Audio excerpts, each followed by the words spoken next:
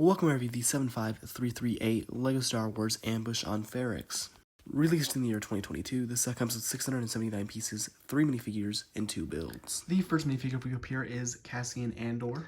This is based off his look from the first 3 episodes of the show. Really, the only thing I hate about this figure that looks kind of inaccurate is the hairpiece they use. For the piece they use is just too long compared to how it actually looks in the show. But outside of that, I think he's a great figure.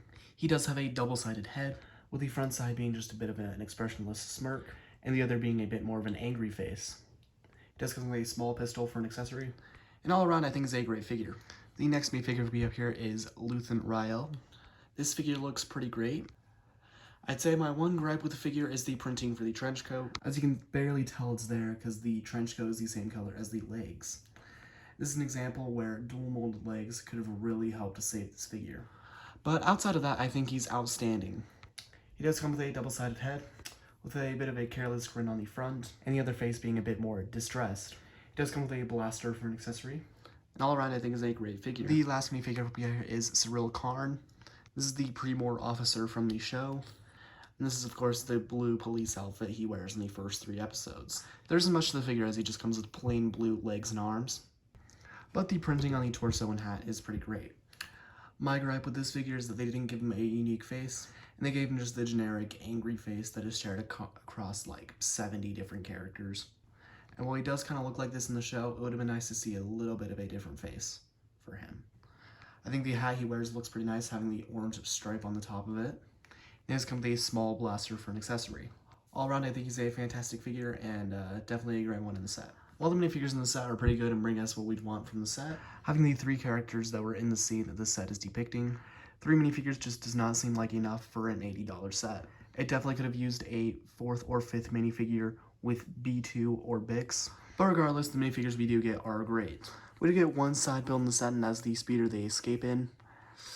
And I don't know if I built it wrong or if it's just made like this, but it just seems way too front heavy, and it just wants to lean whenever I try to stand it straight up. I don't know if I built it wrong. But regardless, this thing does look cool. I think the design of it is pretty great, with its dark tan color scheme.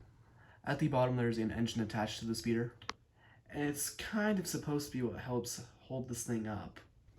But as you may be able to tell, it doesn't really work.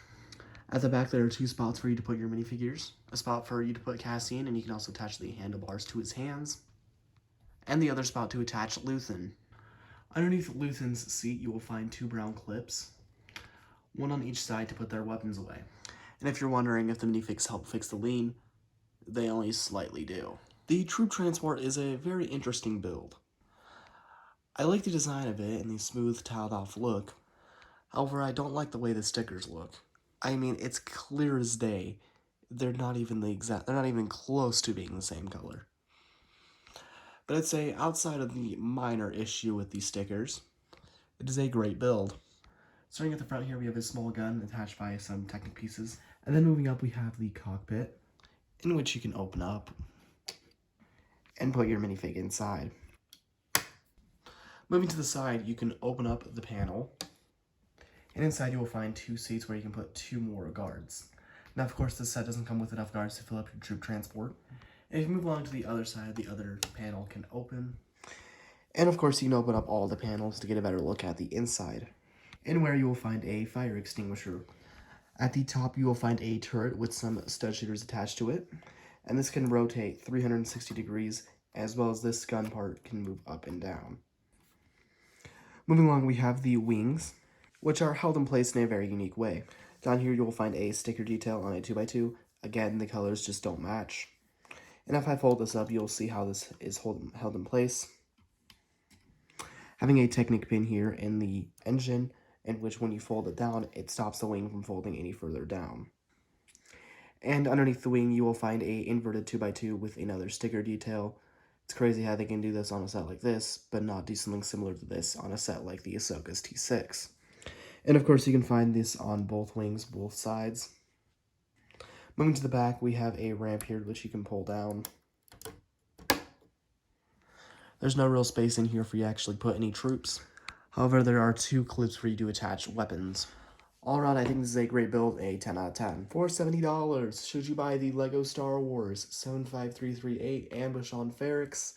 Yes. I think, while it may seem a little crazy for a $70 set, just doesn't seem like it's enough.